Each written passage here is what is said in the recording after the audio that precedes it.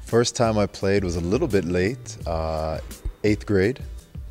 In junior high, the coach asked me to play, and I said, hey, I'll give it a try, and it was not very good to start off, that's for sure. Probably watching on TV was the Olympics, 1984 Olympics, watching the sprints, the 100 meters, and those type of events. And that's when I started to get a glimpse of some of the basketball and especially the dream team and those types of things. That's what kind of was starting to get me interested in the game. When I was in university and the Toronto Blue Jays, of all things, they were in the World Series. And everybody was saying, oh, a team from Canada can't win the championship. And Joe Carter hitting a home run, even though I'm not a baseball guy, just to represent Toronto in that way, to get a championship, that was a great moment. Ooh, that's a good one right there. I'd have to break it down into a meal with basmati rice and some type of curry chicken. I love music. I can't play worth anything, but I really love jazz music. I like old reggae music.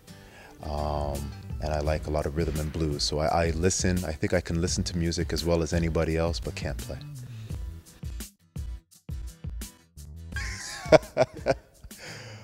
Probably two. I'd have to say I do own a George Michael CD or two.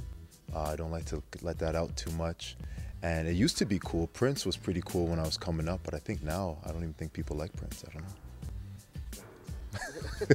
That dates me a little bit, so. Yeah. Probably a joker. They know that side of me. They don't get to. Everybody doesn't get to see that side of me, but they probably call me a joker.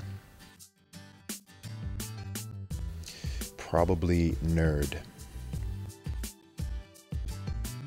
Lots in coaching that I've been able to come across. I would say right now the guy that I probably talk to the most is Coach Konchowski from the University, St. X University. He's been a great mentor. He coached me when I was younger, but I have a different relationship now that I'm in coaching, and I have way more respect for him now that I'm coaching.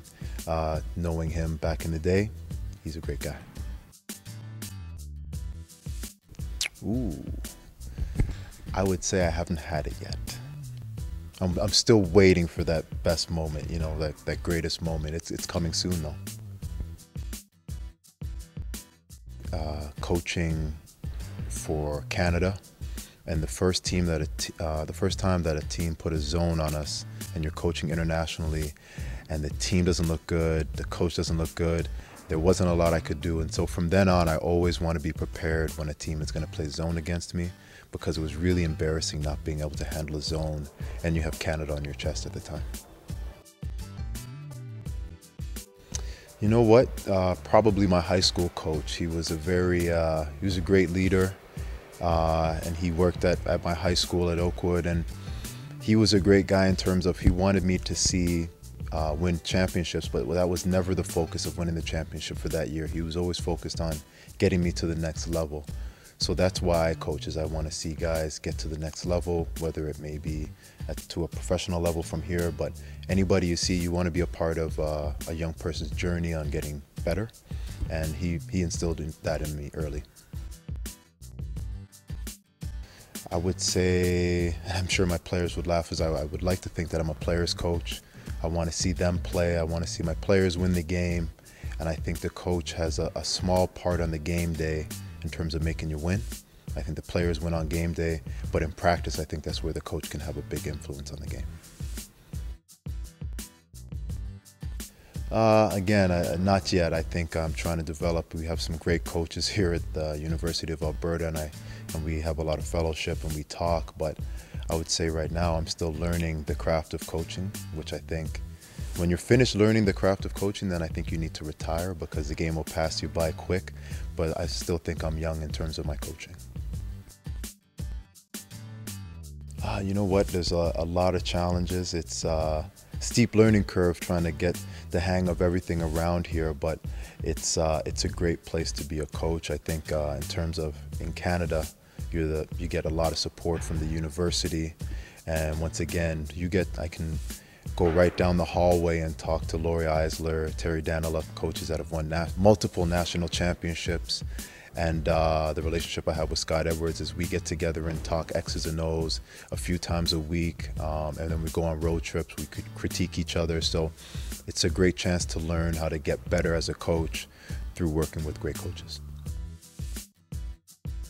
I'd have to say my dream job would be a phys ed teacher. Because can you imagine, you get to come into work, play games all day, and then when you're finished school, you're done.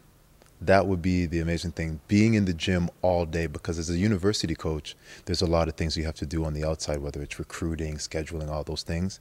But I picture that being a phys ed teacher, I'd get to be in the gym all day, and that's where I love to be.